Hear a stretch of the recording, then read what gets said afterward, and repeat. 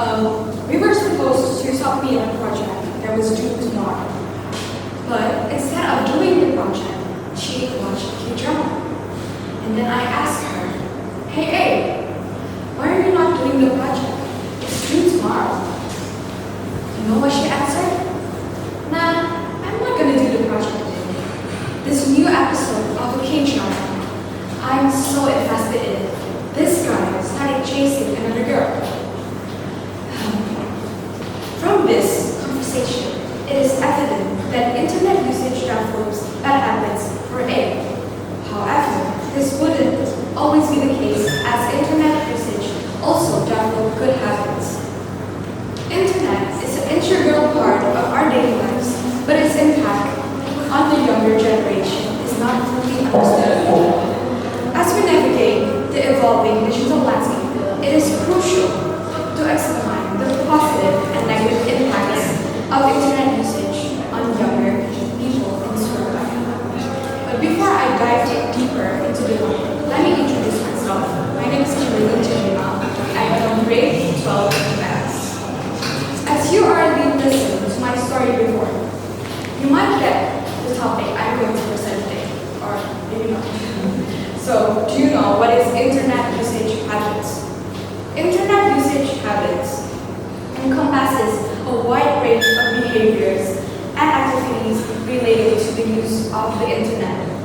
These habits can include the frequency of internet use, the purposes for which the internet is used, and the impact of the internet use on various aspects of life. According to a study published in the European Journal of Educational Sciences, internet habits, internet usage habits can vary from using the internet for academic purposes, such as accessing reliable sources for education, to using it for leisure activities and socializing. People spend an average of 8 hours online every day with activities such as social media, online gaming, accessing useful information, new updates, and online shopping being common.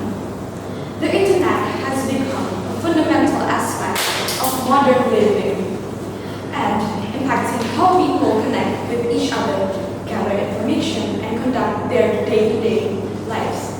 Additionally, the impact of the internet on academic performances has been studied, with finding suggestions that it can be used for both leisure activities and academic purposes, such as accessing reliable resources for education. I am sure all of us have used the internet for education. Therefore, internet usage habits reflect the diverse ways in which individuals engage with the internet in their daily lives, encompassing various activities and purposes. Now, I am specifically researching the question, what internet usage habits do most people in Surabaya aged 13 until 24 years old present? I use two kinds of methods.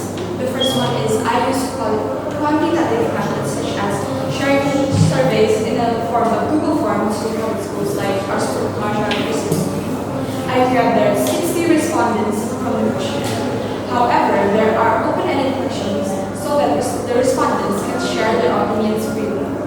And the second method I use is qualitative methods, such as interviews with the expert on this topic. The first data, as you can see, you use the internet daily. According to the survey, there are 71.7% of respondents use the internet all the time, and 28.3% use it most of the time.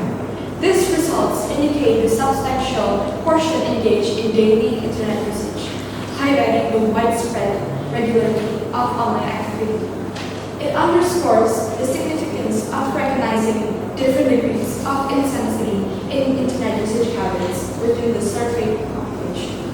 As you can see in the second data, it's about how much time you spend on using the internet.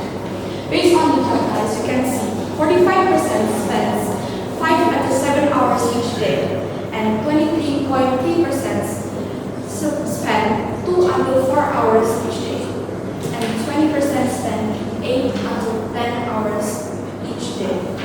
10% spends more than 10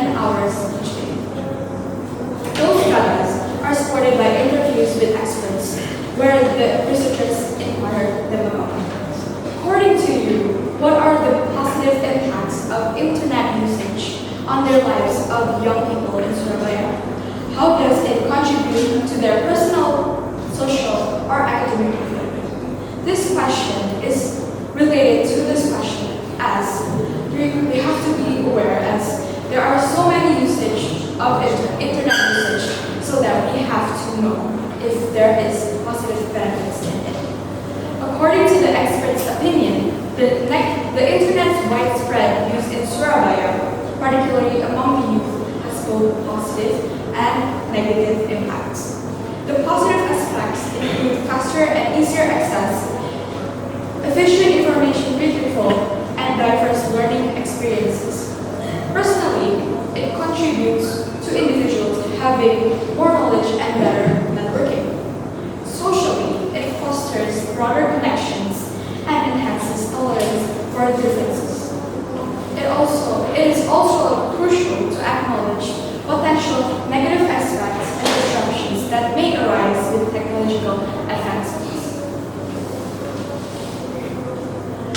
Then third,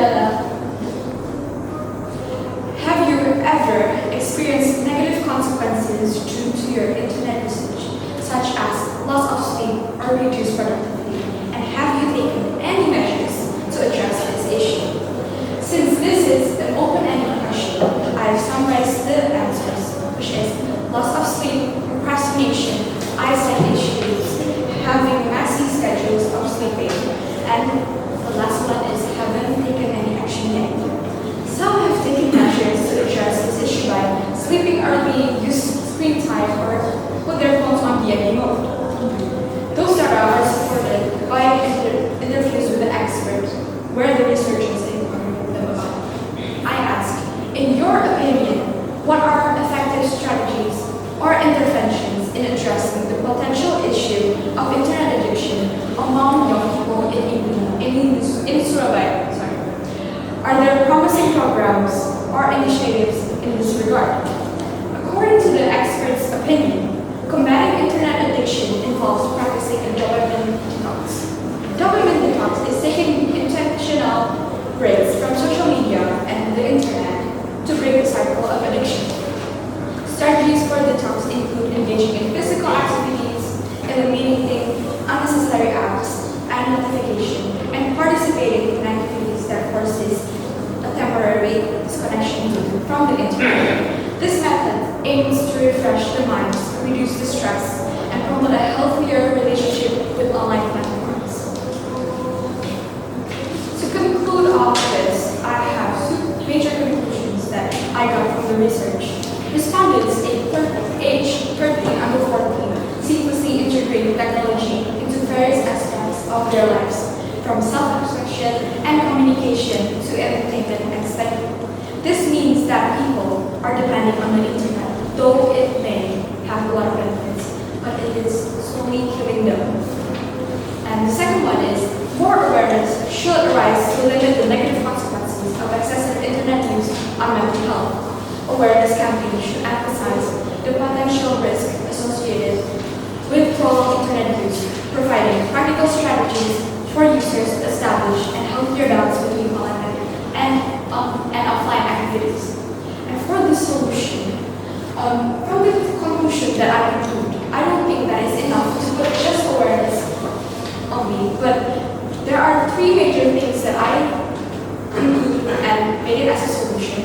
It is from educational institutions. I think that is important to put digital literacy to their curriculum so that there are many students that are aware of this problem, and put a small group of discussion to discuss this problem. And this is one of the important part too, is the parents and the guardians. It is important for the parents to be very aware of their children, what they are opening, what are they doing in the internet. And last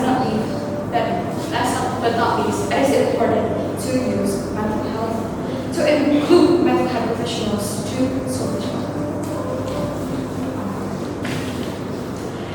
And to conclude, and to end my presentation, I'd like to close it with a quote. Technology improves the lives of people who can't avoid being nominated by it and forced into debilitating addictions to it.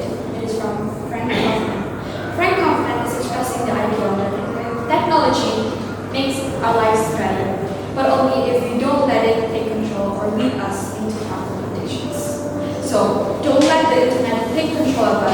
let's be a responsible internet user. That is all for my presentation.